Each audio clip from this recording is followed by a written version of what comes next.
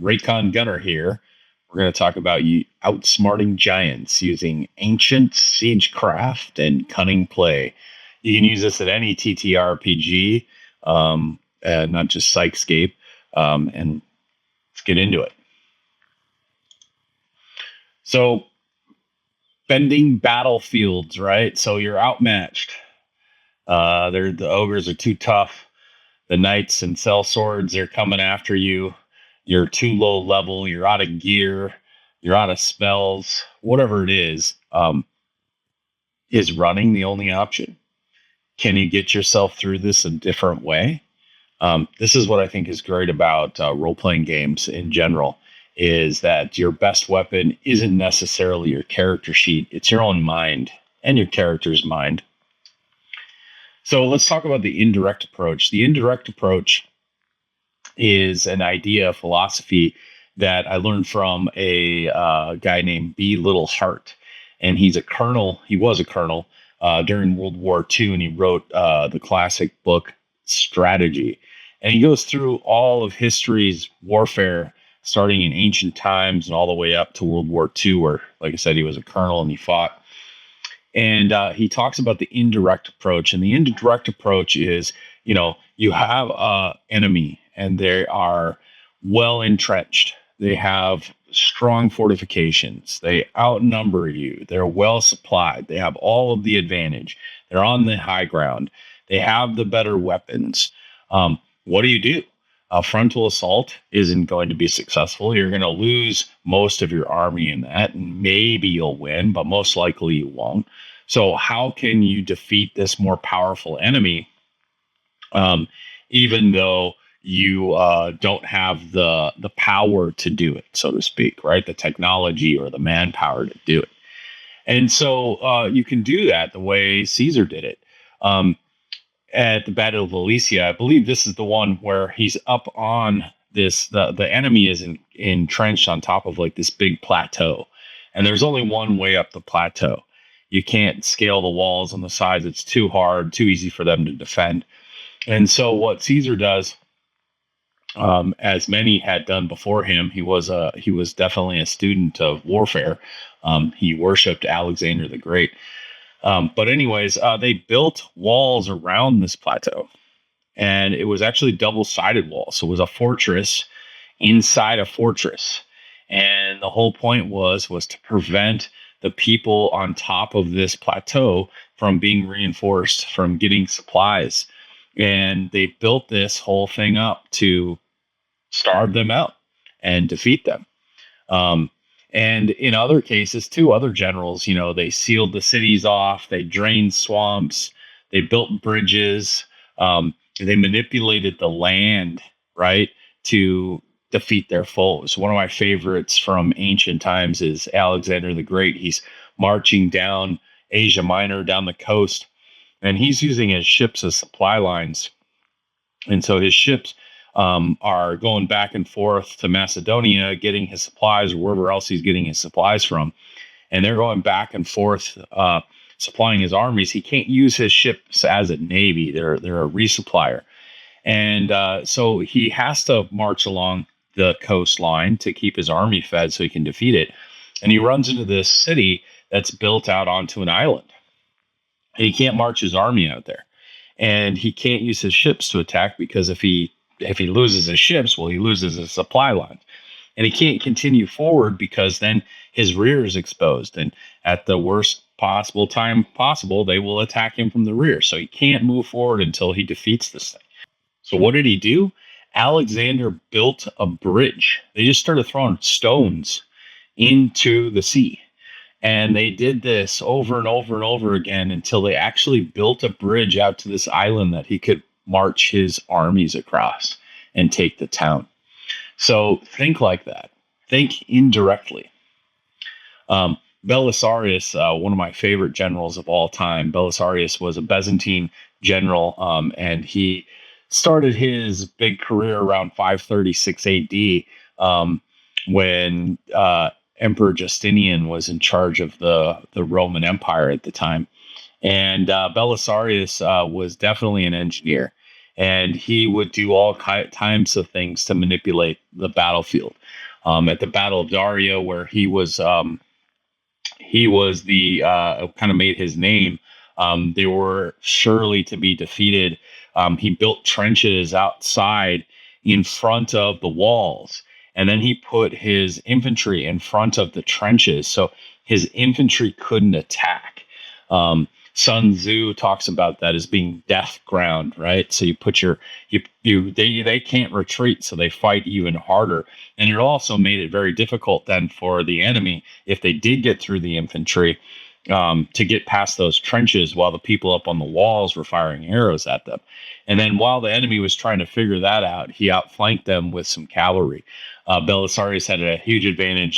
He had a lot of Huns on his side, and so his army was comprised a lot of horsemen that could fight and shoot bows and were very mobile.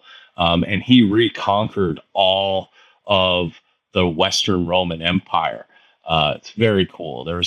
He had a couple advantages. One was there was this big volcano that had gone off, and the whole world was darkened for like a year. Crops are failing. You can imagine it, mass famine, all that kind of stuff. But the Roman Empire and the Byzantine Empire, they had supply chains and they had stores of grain and they could keep themselves fed. And so he used that as advantage. You would do all kinds of fun stuff like that to win it over. So use the environment as a weapon, right? You're standing on a balcony fighting a more powerful foe than you. Maybe you can't even hit them. Maybe their armor class is too high. Maybe your weapon won't get through their armor and do any damage. Maybe you'll just hurt them, but you'll just piss them off, right? So don't go after the enemy on the balcony. Go after the balcony. Can you collapse the balcony? Maybe you had the foresight to wrap a rope around yourself, and your buddies are holding on to the other end, and you collapse the balcony, and your foe falls to their death, right? Build or break dams to redirect water. They do that in Lord of the Rings, right? They break the dam and brings the water in, and it flushes all the goblins down, and destroys their whole mechanism of building weapons, to help the enemy. The floors are trapped, right? They're saying here I'm saying trapping, but the floors are trapped. You're inside a dungeon and there's so many traps going on. What if you turned all those stone to mud? What if you use that to set it off? What if you sent something else down the hallway to set off the traps? And not necessarily a guinea pig, but maybe you could roll something down the hallway that would set off the traps.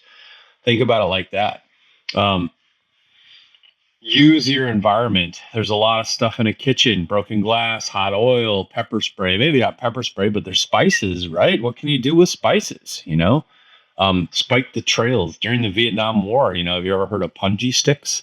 And so the Vietnamese, they would build these traps in the trails all throughout the jungle, and they would take these spikes that they made out of bamboo or whatever, and they would dip them in feces, and then they would set them in these holes in the ground, and they cover these holes. And then when a soldier came by and they stepped in this thing, not only would it go through their foot and knock them out of the game, so now they're done, they can't fight, but two, they have these terrible infections because they're diseased. And so possibly even killing these people by the disease alone. Set the brush on fire, right? Do log traps and pitfalls. What else can you use? Not what can you hit. Think about that. What else can I use? Not just what can I hit.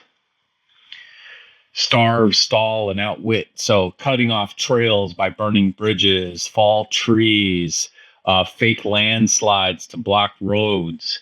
That's all cool stuff you can do. You can easily knock down trees to slow people down. What if there's a bridge you have to cross and your enemy's chasing you? Destroy the bridge so they can't chase you anymore. Or better yet, wait until they're on the bridge and then destroy them. Kill morale. Leave warnings, curse signs, or ghost stories, and all that kind of stuff to scare your foes. Major Roger Roberts, who was credited as the first Ranger battalion in the French and Indian War. He fought for the English. They were up in the Lake George area in Northeast America. fighting the French, and the French are coming down from Quebec, and they're out in the wilderness at that time. There's nothing there. If you get too far away from the rivers and the lakes, a few miles away from the rivers and lakes, there's literally nothing.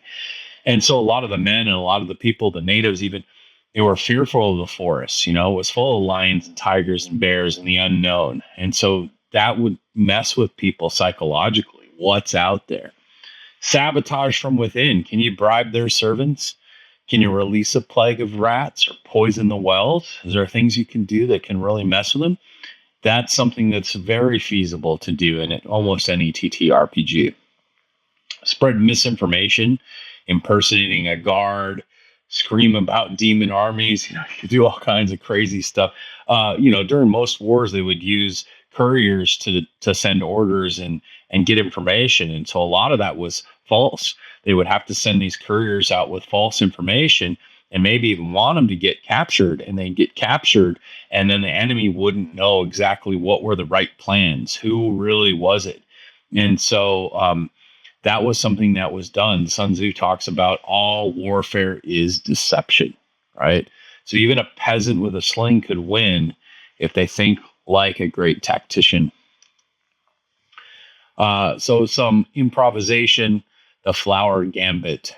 So one of my favorite, and you can kind of look through all of these here as an example, but one of my favorite examples was from a D&D game. We were playing 2nd edition, I believe, and the DM had his favorite NPC assassin coming after us, and he was invisible, and he had a spell that would allow him to attack while he was invisible, so we couldn't see him.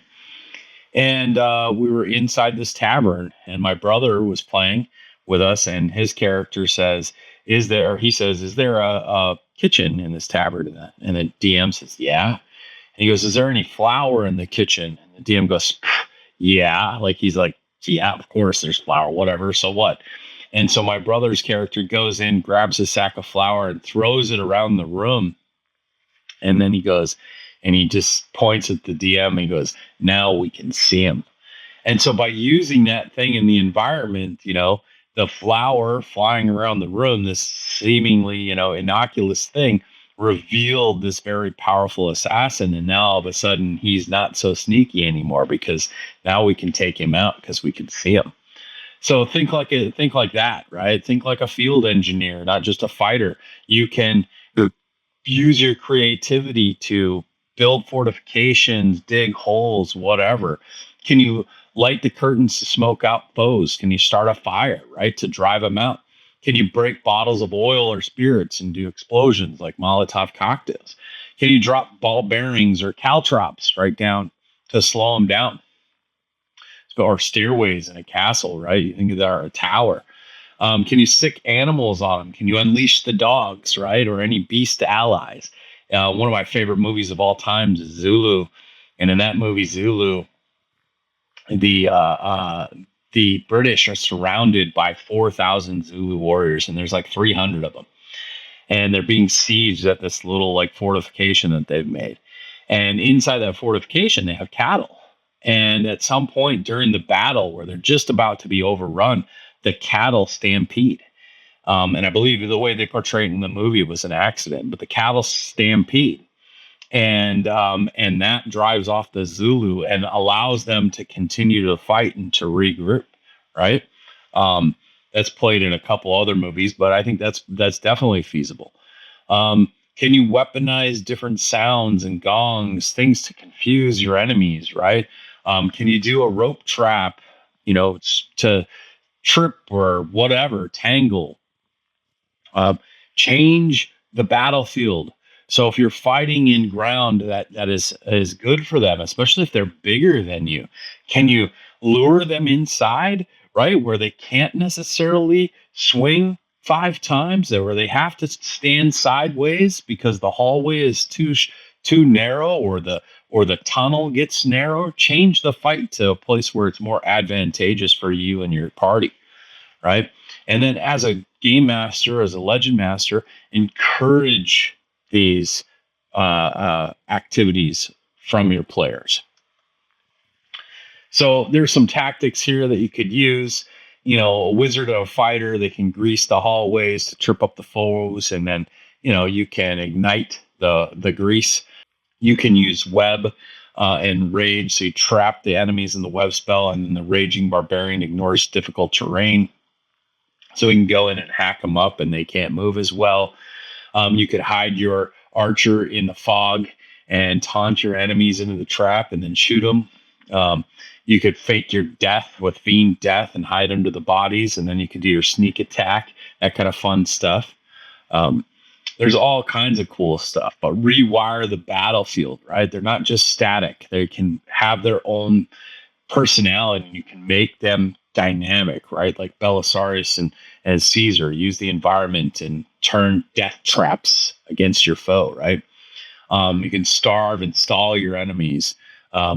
There's all kinds of things that you can do that can really turn the tide against them. One of the things that you could do is, Belisarius did this, and many others have done this. They light more fires at the camp, and so it appears to the enemy that there's more soldiers there than there really are, because they're counting the campfires, right? So they get an inaccurate count.